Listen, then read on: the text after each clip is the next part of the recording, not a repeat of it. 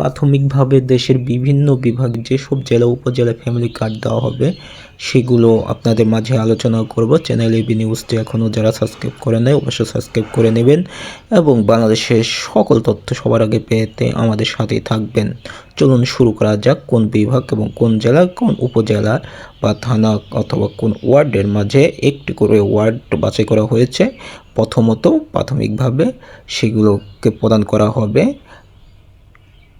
ঢাকা বিভাগের অঞ্চলে, ঢাকা জেলাতে উপজেলা বনানী উপজেলা থানা করাইল বস্তি, সাততলা বস্তি, ডাসানটেক বস্তি ওয়ার্ডে দেওয়া হবে। মিরপুর সার্কেল অথবা শাহ আলী ওয়ার্ড 8, আলমিয়ার টেক বস্তি ওয়ার্ড 14, বাগানবাড়ি বস্তি এই দুটাতে দেওয়া হবে। ফরিদপুর রাজবাড়ী জেলা পাংশা উপজেলা থানা একটি ওয়ার্ডে দেওয়া হবে। চট্টগ্রাম পতেঙ্গা একটি ওয়ার্ডে দেওয়া হবে। ব্রাহ্মণবাড়িয়া বাঙ্গারামপুর একটি ওয়ার্ডে দেওয়া হবে। চট্টগ্রাম পার্বত্য অঞ্চল বান্দরবান লামা উপজেলায় একটি ওয়ার্ডে দেওয়া হবে।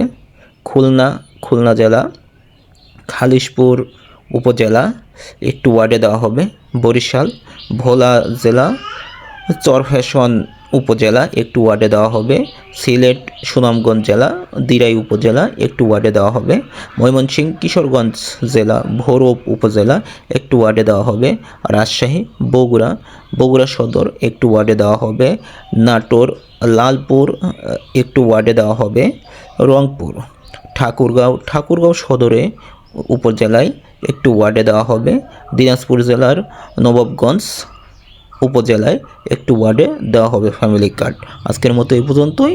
পরবর্তী ভিডিও দেখার জন্য সকলকে আমন্ত্রণ রইল। সে পর্যন্ত ভালো থাকুন, সুস্থ থাকুন। আল্লাহ হাফেজ।